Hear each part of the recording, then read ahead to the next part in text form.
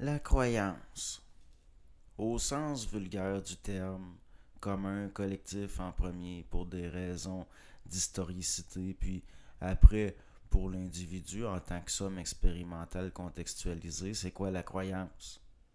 La croyance, c'est la polarité du doute dans la polarité réflexive dans le mental. La croyance, c'est la résultante du fait que l'individu psychologique, au fond, ne sait pas. Il ne sait pas tout.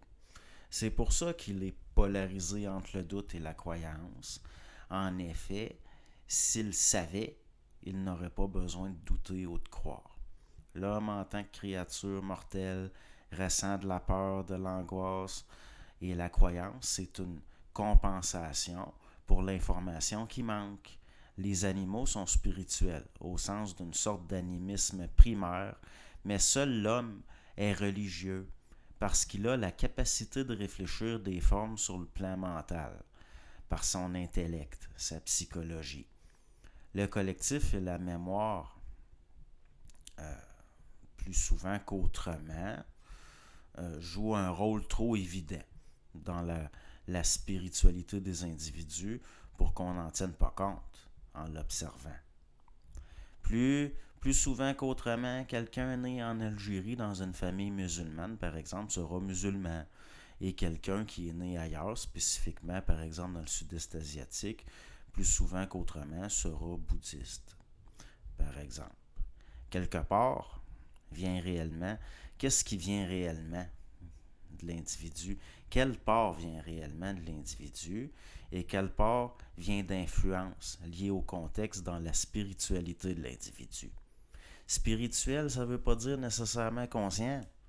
Généralement, dans le monde, on constate que les sociétés ritualisent surtout la naissance, la mort, les phases importantes de la vie, comme l'entrée dans l'âge adulte, le mariage, les récoltes, la fertilité, par exemple.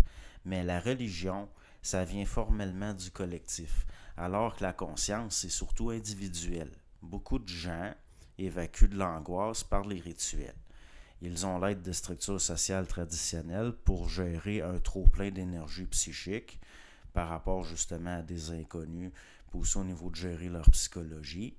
Il est, il est quand même indéniable que certains individus ont besoin de rituels, de spiritualité, puis que c'est de toute façon au niveau des sociétés un droit qui est censé être fondamental, qui est donc une reconnaissance d'un besoin. Le rituel est toujours lié en général à une action de régulation du psychisme à travers des représentations. Donc, euh, comme certains individus sociaux qui placent naturellement les, les corps, qui placent naturellement les corps de leurs congénères en rangée dans des cimetières, ben, il y a certains insectes sociaux qui naturellement vont mettre en rangée dans des sortes de chambres funéraires des, des insectes morts. Donc, c'est-à-dire que l'individu, comme l'insecte social, il est social, c'est-à-dire influençable, entre autres. L'individu sera nécessairement influencé par son milieu, son inné, son vécu, le contexte, l'éducation, les influences, comme les conflits puis les aversions, auront nécessairement une incidence sur le rapport de l'individu avec son propre psychisme, sa personnalité, sa spiritualité. Mais tout ça, c'est circonstanciel. En grande partie, ça n'a rien à voir avec la conscience. L'être humain moyen est émotif, c'est-à-dire qu'il est réactif. Et que les structures d'entrée de l'énergie au sens de la mise en mouvement ne sont pas conscientisées. L'énergie se disperse dans la programmation et la majeure partie de la mécanique psychique de l'individu n'est pas intégrée par la conscience. Il n'y a pas d'observation possible du psychologique propre. L'individu qui observe reste sensible. Lui, c'est lui qui a la capacité d'observer, reste sensible, même plus sensible encore, mais pas nécessairement plus émotif pour autant. au moins il n'y a pas le piège de penser que si la croyance c'est la polarité du doute, mais aussi de l'ignorance au niveau du psychologique, donc la solution serait la connaissance. Ça, c'est un piège. C'est un piège dû à la polarité dans le mental encore. Dans les milieux scientifiques, politiques, idéologiques, c'est aussi émotif et violent que dans les guerres de religion, des fois souvent. C'est l'inconscience de l'homme et la toute-puissance de programmes et de conditionnement sur les individus dans le monde qui est aberrant. Les forces non conscientisées qui étaient autrefois canalisées en partie par la religion en Occident sont aujourd'hui moins filtrées et la culture populaire en reprend toujours un relent de paganisme antique, parfois un côté tribal. Intelligence comme intelligentsia, dans le fond, ça veut dire de l'information, pas au sens de la connaissance, mais au sens peut-être limité, mais clair, spontané sur certaines choses. La conscience, c'est de l'intelligence. La conscience, c'est quand l'information, c'est du réel, spontané. Une vue. Il n'y a pas de choix d'avoir de l'intelligence dans la conscience parce que c'est un principe universel. C'est comme l'amour. C'est pas juste un sentiment, c'est aussi une force de vie active qui existe en dehors des psychismes qui le captent. Ça lie les êtres. De l'amour et de l'intelligence vont engendrer du respect de la vie. Si vous ajoutez de la volonté, vous allez vouloir la justice, défendre la vie. Mais ça prend de la conscience. On peut se détruire par l'amour, la bonne volonté, virer fou par trop d'intelligence, être désaxé, si vous voulez. La structure psychologique de l'individu est trop limitée pour contenir la conscience de toute la mécanique psychique. Puis là, je parle la structure psychologique. La croyance a des fonctions toutes liées au mental inférieur. Au fond, la croyance ne compense pas l'ignorance au point où des croyants l'appellent vérité. Ils vont faire jusqu'à l'appeler vérité ou connaissance. Elle compense l'inconscience mécanique du moi psychologique dans le fond. Celui qui fait le bien par croyance sera toujours moins spontané que celui qui le fait par conscience.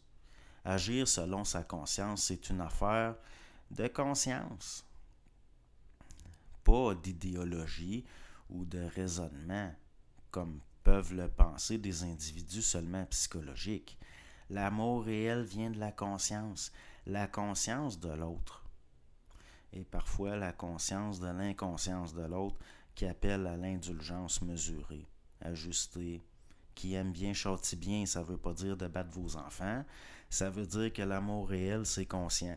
Donc lié au discernement, un châtiment ne doit pas être cruel. Une correction, c'est un rajustement, ça doit être lié à une bienveillance. Sinon, il n'y en a pas de légitimité réelle. L'individu psychologique verra que son autorité réelle diminue. Et il voudra compenser avec de l'autorité psychologique, il deviendra dominant. Le roi est écouté parce qu'il est craint, le sage parce qu'il est conscient. En temps de crise, le roi consulte les sages. Le grand-parent est moins porté à punir, pourtant il est souvent mieux obéi que le parent. Le grand-parent, même psychologique, a souvent quand même plus intégré que le parent, par son expérience. Ce n'est pas nécessairement dû aux croyances de l'enfant, c'est dû à son ressenti, au fond, face aux figures d'autorité, sa conscience dans ses rapports. L'amour, puis la bienveillance d'un grand-parent peut lui donner plus d'autorité que le zèle d'un parent à bout qui cherche à raisonner unilatéralement de force un enfant, sans voir qu'il y a une personne, un individu devant lui.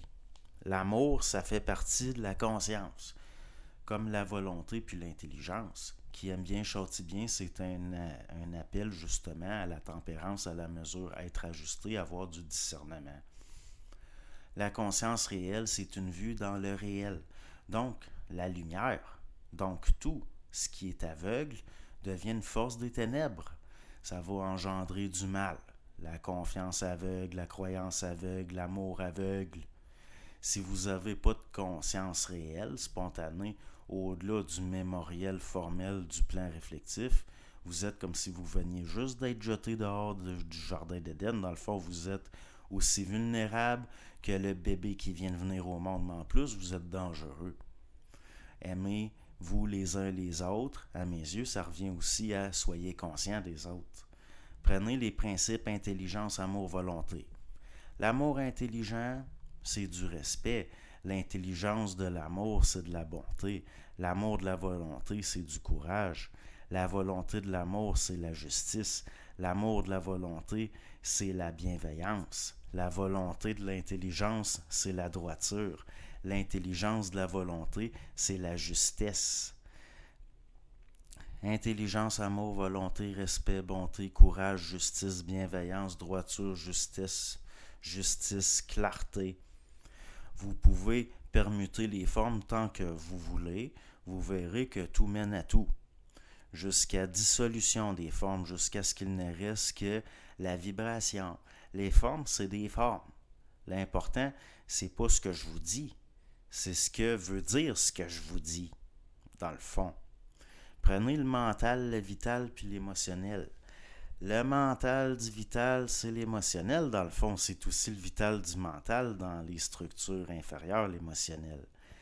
L'émotionnel du vital, c'est grâce au mental. Comme le vital, c'est de l'émotionnel qui se réinvestit par le mental.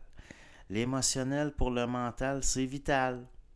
Le mental émotionnel, c'est alimenté par le vital. Le mental émotionnel, c'est alimenté par le vital, comme les concepts cessent d'être des restrictions pour une pensée universelle. Les grands principes, c'est pas des concepts. Au fond, là, c'est des formes. Puis c'est toujours ce qui est au-delà de la forme, au fond, c'est pour ça qu'on va parler la vibration. C'est pas du jargon de nouvel âge. C'est simplement qu'à un moment donné, ça va prendre un lexique pour en sortir du psychologique, puis aussi avoir une étude pratique de ces choses-là plus subtiles. Derrière la forme, c'est des lois de l'énergie, des forces dont je parle. La croyance souvent, c'est un investissement psychologique dans des formes. Hein? Une activité de compensation souvent, pour compenser les inconnus. Les forces inconnues, les lois qui régissent l'inconnu, les formes de la croyance permettent de gérer de l'angoisse. C'est à ça que ça sert. La croyance, c'est une activité de compensation. Ça veut dire que la croyance, c'est le résultat de la lutte entre les ténèbres puis la lumière dans la conscience de l'individu. L'être humain a peur, surtout de l'inconnu. Nous avons peur de paniquer si nous avons accès à toute l'information. Nous paniquons si nous n'avons pas accès à assez d'informations puis qu'il y a trop d'inconnus. Donc, l'individu psychologique sera porté à meubler le vide avec des babioles, des petites balises dans un espace restreint pour se protéger d'un vaste monde de mystères qui l'effraie. Parfois, l'individu recevra les secours du désespoir. Il se sent dupé. Il jette ses babioles avec fracas, puis après la tempête, il allume une toute petite lampe. Puis il constate le vaste infini autour de lui. Il a franchi le mur de sa peur. Et il a allumé sa lampe. Quelqu'un qui a sa lampe allumée, il ne se demande plus qui il est, puis qu'est-ce qu'il fait sur Terre. Il sait que ces questionnements-là, c'était des illusions de son inconscience. L'identité, c'est la lucidité active de sa conscience. Donc, il n'y a plus à se poser ces questions-là. Ce qui forge l'identité, c'est l'intégration, l'identité réelle à ce niveau-là. Parce que qui vous êtes est lié à votre capacité de ce que vous pouvez voir du réel, du monde, de l'autre. C'est votre capacité de perception du monde qui définit qui vous êtes, ce qui vous définit, les frontières de qui vous êtes dans le monde. Puis, ce que l'individu fait sur Terre n'est plus une question qui se pose. Celui que sa lampe est allumée ne se demande pas ce qu'il doit faire. Il se laisse faire. Il se laisse faire par sa conscience. Il cesse de combattre. il sait qu'au fond, il est toujours en mesure de voir ce qu'il a à faire. Au fond, c'est quoi le libre arbitre? Le libre arbitre, c'est le moi psychologique avec ses lacunes.